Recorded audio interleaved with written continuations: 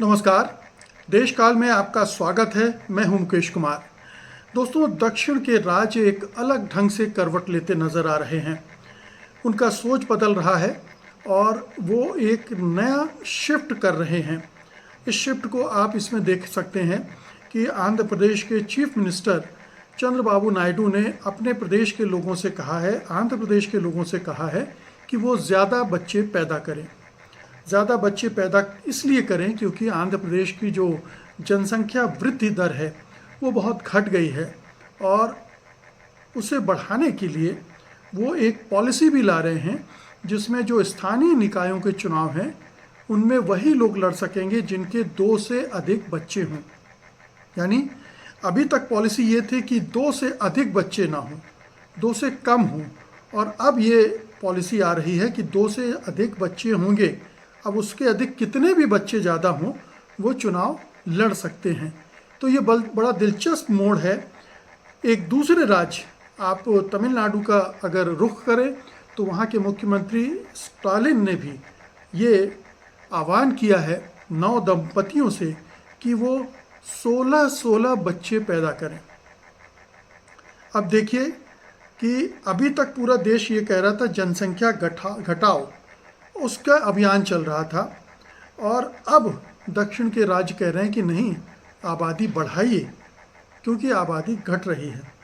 तो इसमें कोई हैरत की बात भी नहीं है क्योंकि दक्षिणी राज्यों ने सचमुच में जनसंख्या घटाने के काम को बड़े अच्छे ढंग से अंजाम दिया है। उत्तर के राज्य इसमें फेल रहे हैं। दक्षिण के राज्यों में जनसंख्या दर, जो औसत राष्ट्रीय जनसंख्या दर है, वृद्धि दर है 2.1, उससे कहीं नीचे चले गए हैं। आंध्र प्रदेश में ये 1.6 हो गई है। उत्तर प्रदेश में करीब 2.5 के आसपास है, बिहार में 3 के आसपास। तो इन राज्यों में जनसंख्या दर इनमें भी घटी है, लेकिन उस पैमाने पर नहीं घटी जिस पैमाने पर दक्षिणी राज्यों ने पॉपुलेशन कंट्रोल किया है।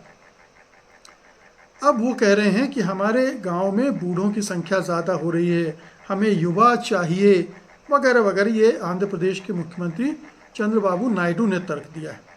लेकिन स्टालिन ने साफ साफ जो कहा है उसे सुना जाना चाहिए। उन्होंने कहा है कि अगर तमिलनाडु की जनसंख्या कम होगी तो लोकसभा में सीटें कम हो जाएंगी। अब ये जब से डिलिमिटेशन की बात हो रही है, देश में परिसीमन की बात हो रही है, तब से ये आशंका दक्षिणी राज्यों को है कि अगर परिसीमन हुआ तो उसके हिसाब से उनकी सीटें उत्तरी राज्यों के मुकाबले कम हो जाएंगी। यानी राष्ट्रीय राजनीति में उनका वजन कम हो जाएगा, उनका से कम हो जाएगा। तो ये चिंता दक्षिणी राज्यों को सता रही है। अभी आंध्र प्रदेश ने कहा है, अभी तमिलनाडु ने कहा है, कल कर्नाटक कहेगा, केरल कहेगा, तेलंगाना कहेगा, पौंडीचेरी कहेगा। तो जो दक्षिण के तमाम राज्य हैं वो सब ये बात कहने जा रहे हैं क्योंकि सबके मन में यही बात चल रही है। परिसीमन 2026 को होना है।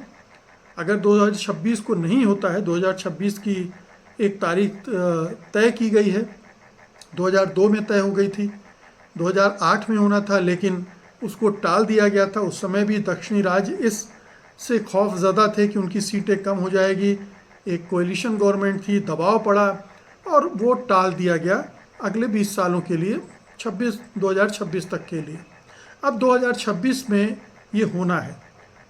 होना तो पहले 2026 को हो जाना चाहिए था, लेकिन लगता है कि ये थोड़ा आगे बढ़ेगा क्योंकि जिस जनसंख्या के आधार पर होना है, जनगणना के आधार पर, वो अभी हुई नहीं है। 2021 में होनी थी, कोरोना का बहाना बना के सरकार ने उस समय नहीं की और लगातार टाल रही है।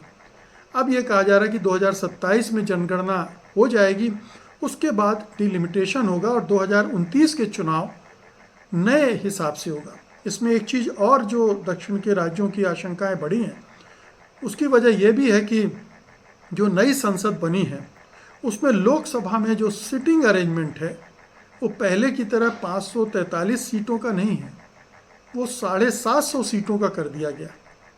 यानी वहाँ पहले ही मोदी सरकार ने इंतज़ाम कर लिया है। मोदी सरकार पहले से ये चाह रही है कि परिसीमन हो जाए उत्तर भारत और पश्चिमी भारत के जो राज्य हैं उनकी जो राजनीति पर प्रभाव है सीटों की, लोकसभा की सीटों के ज़रिए, वो मजबूत हो जाए तो दक्षिण की राज्यों को किनारे किया जा सकता है। तो वो इस तैयारी में थे। अब दक्षिणी राज्यों की आशंका कितनी जायज़ है, मैं उसके आंकड़े देना चाहता हूँ। देखिए, अगर डिलिमिटेशन होता है और 750 सीटें, 753 के आसपास सीटें होती हैं, तो किन राज्यों की कितनी सीटें बढ़ेंगी आप इससे अंदाज़ा लगा दीजिए। मसलन उत्तर प्रदेश में अभी 80 लोकसभा की सीटें हैं, अगर परिसीमन हुआ तो बढ़कर 128 सीटें हो जाएंगी, यानी 48 सीटों का फायदा या बढ़ोतरी केवल उत्तर प्रदेश में होगी। बिहार में अभी केवल 30 सीटें हैं और यहाँ लोकसभा की जो, माफ़ कीजिएगा, उत्तर प्रदेश में केवल जो 40 सीटें हैं वो बढ़कर 70 सीटें हो जाएंगी। 30 सीटों का इजाफा यहाँ भी होगा। मध्य प्रदेश में अभी 29 सीटें हैं, वो बढ़कर 47 हो जाएंगी, यानी 18 सीटों का फ़ायदा वहाँ होगा। इसी तरह से महाराष्ट्र में परिसीमन के बाद जो अभी 48 सीटें हैं वो 68 सीटें हो जाएंगी। राजस्थान में अभी 25 सीटें हैं, वो 44 सीटें हो जाएंगी, वहाँ 19 सीटों का इजाफा होगा। गुजरात में अभी 26 सीटें हैं, उनमें 13 सीटों का इजाफा होगा। अब ये जो इजाफा होगा तकरीबन 200 सीटों का इजाफा इन राज्यों में हो जाएगा। अब आपको मैं बताता हूँ कि दक्षिणी राज्यों में क्या बढ़ोतरी होगी। बहुत ही मामूली सी बढ़ोतरी होगी। बढ़ोतरी क्या होगी कि कर्नाटक में जहाँ 28 सीटें हैं वहाँ केवल 8 सीटें बढ़ेंगी और 36 सीटें होंगी। केरल में तो सीटें घट जाएंगी, अभी 20 सीटें हैं, 1 सीट घट जाएगी, 19 रह जाएगी। तेलंगाना की बात करें तो वहाँ अभी 17 सीटें हैं और परिसीमन होगा तो केवल 3 सीटें बढ़ेंगी, उसकी सीटें 20 होंगी। आंध्र प्रदेश में अभी 25 सीटें हैं, परिसीमन के बाद 28 होंगी, वहाँ भी केवल 30 सीटें बढ़ेंगी। तो आप देखिए कि ये पूरे दक्षिण भारत में बहुत कम सीटों का इजाफा हो रहा है और उत्तर और पश्चिमी राज्यों में एक मुश्त बढ़ावा हो रहा है। तो पूरा जो बैलेंस है वो बिगड़ने वाला है और बैलेंस बिगड़ेगा तो फ़ायदा किसका होगा, नुकसान किसका होगा, ये दक्षिणी राज्यों को भी पता है, उत्तरी राज्यों को भी पता है। उत्तरी राज्यों में अगर बढ़ेगा तो जाहिर है कि बीजेपी, संघ परिवार, इन सब का रुतबा बढ़ेगा, क्योंकि बीजेपी मुख्य रूप से हिंदी भाषी राज्यों की पार्टी बनकर रह गई है। मोटे तौर पर हिंदी पट्टी की पार्टी है वो, और हिंदी पट्टी की पार्टी में अगर पट्टी में इतनी सीटें बढ़ेंगी तो बीजेपी के लिए सरकार बनाना, सरकार बनाए रखना आसान हो जाएगा। फिर उसे चंद्रबाबू नायडू की ज़रूरत नहीं पड़ेगी, फिर उसे कभी दक्षिणी राज्यों की मदद की ज़रूरत नहीं पड़ेगी। तो वो इस गणित में है, मोदी सरकार इस गणित में है कि कैसे परिसीमन लागू कर दिया जाए। लेकिन ये परिसीमन लागू हो पाएगा क्या?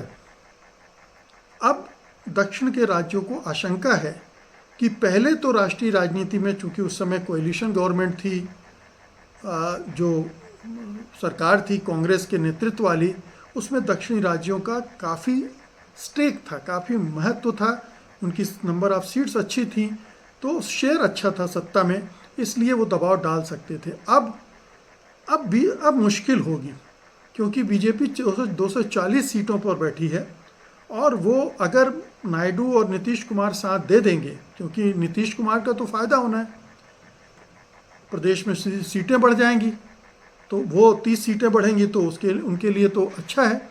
लेकिन